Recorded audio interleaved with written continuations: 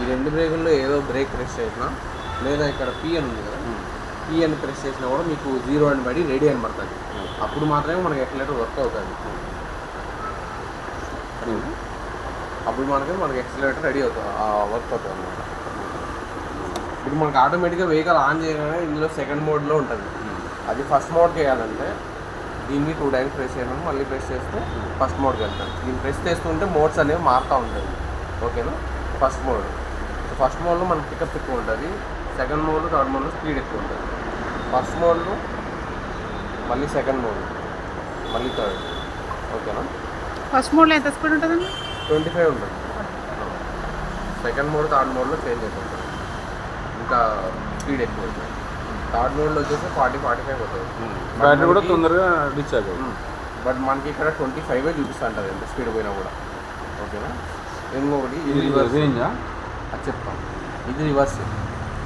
ఈ రివర్స్ అనేది ఎలా చేయాలంటే దీన్ని ఇలా హోల్డ్ చేసి ప్రెస్ చేసి పట్టుకొనే తిప్పాలి అనమాట. అందులో మాత్రం మనకి రివర్స్ వెళ్తుంది. ఓకే. మీరు ఒకసారి ఇట్లా ప్రెస్ చేసి ఇట్లా తిప్పితే పోదు. ఓకేనా. దీన్ని ఇలా ప్రెస్ చేసి దీన్ని రివర్స్ అవుతుంది. ఇది వచ్చేసి హెడ్ లైట్ స్విచ్. ఇది ఇట్లా అంటే ఫస్ట్ ఆరెంజ్ లైట్స్ ఆన్ అవుతాయి, మళ్ళీ ఇట్లా అంటే హెడ్ లైట్ ఆన్ అవుతుంది. ఫాగ్ ల్యాంప్ ఫస్ట్ కింద ఫాగ్ ల్యాంప్ వచ్చేసి ఫార్వర్డ్ లాంగ్, ఇది షార్ట్, ఇది ఇండికేటర్. ఓకే.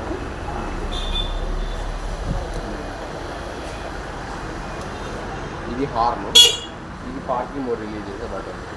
ఇది వచ్చేసి మనకి క్రూజ్ మోడ్ కూడా ఇందులో వస్తుంది. క్రూజ్ మోడ్ అంటే ఇప్పుడు 25లో పోతుంది వెహికల్, పెట్టేసి ఆడికి అదే స్పీడ్లో పోతూ ఉంటుంది అనమాట. ఇది క్రూజ్ మోడ్ బటన్. నేను మళ్ళీ ఎక్సలేటర్ పట్టుకోను, నేను ఎక్సలేటర్ వదిలేస్తాను. నేను మాత్రం అదే వెహికల్ మాత్రం అదే స్పీడ్లో పోతూ ఉంటాను. మళ్ళీ ఎక్సలేటర్ పట్టుకోవచ్చు. మళ్ళీ ఇది రిలీజ్ చేయాలంటే మళ్ళీ ఇట్లా అన్నామంటే అది స్లో అయిపోతుంది, రిలీజ్ అయిపోతుంది. ఓకేనా. అట్లా 15 సెట్ చేద్దామా? అది పెట్టుకున్న తర్వాత నువ్వు ఇది ఇచ్చినాక అది పెట్టుకుంటే అయిపోతుంది. ఇట్లా పోతూ అది పెట్టినాక ఇది కొట్టేసిన అంతే, అట్లనే ఉంటుంది. 11-15లోనే ఉంటుంది. 15 చాలు.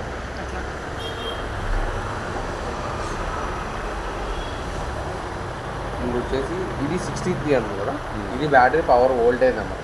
ఇది 68 ఉందంటే 100% ఛార్జ్ ఉంటుందని అర్థం. ఇది మనము డ్రైవ్ చేయంగా 55కి వచ్చేసిందంటే బ్యాటరీ లోలో ఉన్నాం. అప్పుడు 53 పోయేంత వరకు ఎప్పుడు వెహికల్ తోలకండి, అంటే వెహికల్లో బ్యాటరీస్ అనేవి డిశ్చార్జ్ అయితే లో అవుతుంది. ఓకే. 53 అంటే మనకి 53 వచ్చిందంటే ఇంకా ఎంత ఛార్జింగ్ మిగిలి ఉన్నట్లయితే ఏం ఉండదు అంతా తిరిగేసి. 55కి ఉంటే మీకు ఆల్మోస్ట్ అందులో 5% అట్లా బ్యాలెన్స్ ఉన్నట్లయితే అప్పుడు మీరు ఛార్జ్ పెట్టేసుకోవాలి. 53 పోయేంత వరకు వెహికల్ డ్రైవ్ చేయకూడదు, బ్యాటరీ డెడ్ అయితే. ఓకేనా. అండ్ ఇది వచ్చేసి ఆటోమేటిక్గా ఈ 3 పాయింట్లన్నీ కూడా తగ్గిపోయి ఈ 3 వైట్ పాయింట్స్ ఫుల్ ఉంటే బ్యాటరీ ఫుల్ ఉందని అర్థం. మీకు డ్రైవ్ చేయంగా ఈ 3 పాయింట్స్ కూడా తగ్గిపోతూ వస్తాయి. అందులో లాస్ట్కి రెడ్ పాయింట్ ఒకటే ఉంది, అది కూడా బ్లింక్ అవుతూ ఉంటుంది. అప్పుడు లో బ్యాటరీలో ఉంది. ఇది 55 వచ్చేసిందంటే ఇది లో బ్యాటరీలో ఉంటుంది, ఇది కూడా కదులుతా, అది బ్లింక్ అవుతూ ఉంటుంది. ఓకేనా. ఇంకేమైనా డౌట్స్ ఉన్నాయా డిస్ప్లేలో? ఇదే అది రిమోట్ చెప్తాను. ఫస్ట్ రిమోట్ చెప్తాను. మీకు 2 కీస్ 2 రిమోట్లు వస్తాయి. ఒక కీ ఒక రిమోట్ ఇంట్లో పెట్టుకోండి, ఒక కీ ఒక రిమోట్ తీసుకోండి. ఈ రిమోట్లో మిడిల్ బటన్ ఉంది కదా, ఇది 2 టైమ్స్ ప్రెస్ చేస్తే వెహికల్ ఆన్ అవుతుంది. మళ్ళీ ఇది ప్రెస్ చేసినామంటే వెహికల్ ఆఫ్ అయిపోతుంది. ఇది ప్రెస్ చేస్తే యాంటీ చెప్తా అవుతుంది అనమాట. అంటే ఇప్పుడు మన వెహికల్ మీద ఎవరైనా చేసినా సౌండ్ వచ్చేస్తుంది, ప్లస్ వీల్స్ అనేవి తిరగవు, స్టక్ అయిపోతుంది. ఎవరైనా తోసుకొని బాల్ చూసినా కంటిన్యూగా వెహికల్ అయితే సౌండ్ వస్తూనే ఉంటుంది. ఇది 2 టైమ్స్ ప్రెస్ చేస్తే వెహికల్ ఆన్ అవుతుంది, ఇది ఆఫ్ అవుతుంది.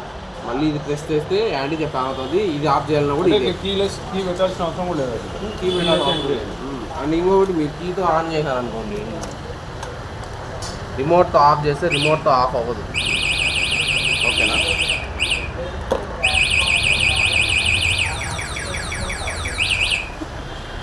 ఇప్పుడు మీరు కీతో ఆన్ చేశారు, రిమోట్తో ఆన్ చేశారు,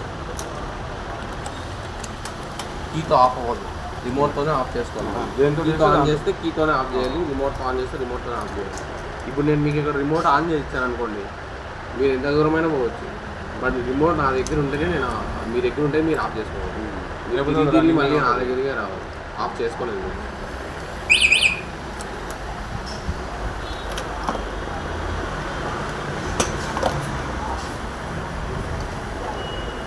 ఇది మోస్ట్ అండ్ ఇంపార్టెంట్. ఇది ఎంసీబీ. ఏది మర్చిపోయినా ఇది మాత్రం మర్చిపోతాం. ఇన్ కేస్ మనం వన్ డే వెహికల్ యూజ్ చేయలేదంటే ఖచ్చితంగా ఇది ఆఫ్ చేసుకోవాలి. ఇది ఆఫ్ చేయకుండా మీరు ఎప్పుడైనా బయటకు వెళ్ళిపోయి వన్ డే వెహికల్ యూజ్ చేయలేదంటే బ్యాటరీస్ డిశ్చార్జ్ అయిపోయి ఛాన్సెస్ వస్తాయి. బ్యాటరీస్ ఎంసీబీ ఆఫ్ చేయకుండా బ్యాటరీస్ పోయినాయంటే మీకు వారంటీ రాదు బ్యాటరీస్ మీద. అందులో చెప్తున్నాను. మీరు ఒకవేళ మీరు మాకు చెప్పచ్చు మేము ఎంసీబీ ఆఫ్ చేసినామని, బట్ మాకు తెలుస్తుంది దేనివల్ల పోయింది, బ్యాటరీస్ మేము మిషన్లో చెక్ చేస్తాము అని. ఇంకొకటి ఇది ఆఫ్ చేసి వెహికల్ ఛార్జ్ పెట్టినా కూడా ఛార్జ్ ఎక్కదు. ఇది ఆఫ్ చేసి వెహికల్ ఆన్ చేసినా కూడా ఆన్ అవ్వదు. ఇది ఆన్లో పెట్టే ఛార్జ్ పెట్టాలి, ఇది ఆన్లో పెట్టి వెహికల్ ఆన్ చేయాలి. ఎప్పుడు మనం ఆఫ్ చేసుకోవాలంటే మనం వన్ డే వెహికల్ యూజ్ చేయాలంటే కంపల్సరీ ఇది ఆఫ్ చేసుకోవాలి. వన్ డే కానీ ఎన్ని రోజులు minimum one day vehicle use చేయాలంటే ఖచ్చితంగా ఆఫ్ చేయాలి. ఓకేనా? ఇది మనం ఆఫ్ చేసి పెట్టిన తర్వాత ఒక 4 days ఊరికి వెళ్ళాం అనుకో, ఇది ఆఫ్ చేసి పెట్టిన తర్వాత పెట్టుకోవచ్చు కదా ఛార్జ్. తర్వాతనే పెట్టాలి. ఆన్ చేయగానే ఆన్ అవుతుంది కదా. ఇప్పుడు ఇది ఆఫ్ చేశాను, వెహికల్ ఆన్ అవ్వదు.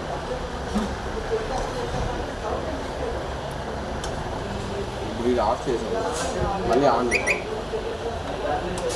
ఇప్పుడు ఆన్ చేస్తే ఇప్పుడు డిక్కి తీయాలంటే ఇది సింపుల్. ఏదన్నా ఒకసారి ఇది ఉందిగా లెఫ్ట్ సైడ్ అనాలా? ప్రెస్ చేయొద్దు, ప్రెస్ లైట్గా స్లిప్ అయింది. ప్రెస్ చేయకుండా తాళం మనం ఇట్లా లాక్ చేసినప్పుడు ఎట్లా వేస్తాం అట్లా వేస్తే ఓపెన్.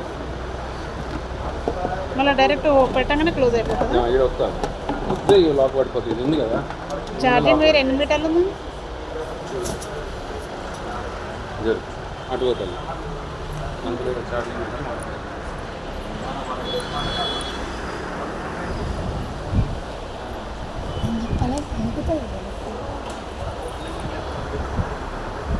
మస్తు అవుతుంది ఆడికి మనకి.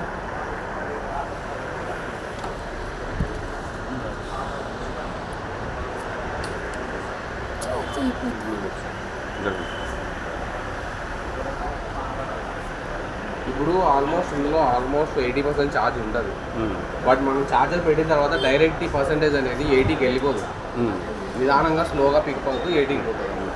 అక్కడ వచ్చేసి ఇక్కడ ఒకసారి హ్యాండ్ పెట్టాలి. ఇది ఫ్యాన్కి ఆటో కట్ ఆఫ్ అంటే మనకి ఆటోమేటిక్గా ఇది 100 అయిపోయినప్పుడు ఈ 100 అనేది అలాగే వెలుగుతూ ఉంటుంది. బట్ ఏమంటే మనకి ఇక్కడ ఫ్యాన్ ఫంక్షన్ అనేది అవుతుంది, కంప్రెసర్ అనేది ఆటోమేటిక్గా అయిపోతుంది 100 అవ్వగానే. అప్పుడు మనకి ఇక్కడ నుంచి వచ్చే ఎలక్ట్రిసిటీ ఇక్కడికే అయిపోతుంది. కరెంట్ ఇక్కడి నుంచి దీనికి పోదు అన్నమాట, ఇక్కడనే అయిపోతుంది. ఈ స్టెబిలైజర్ ఇందులోనే అయిపోతుంది.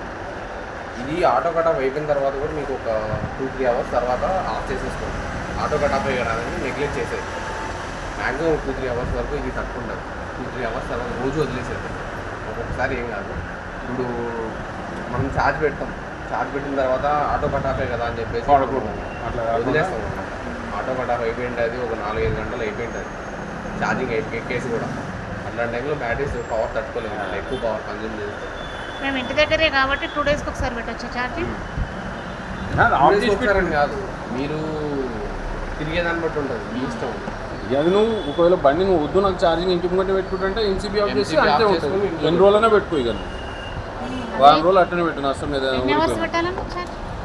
ఎన్ని అవర్స్? ఛార్జ్కి 8 hours.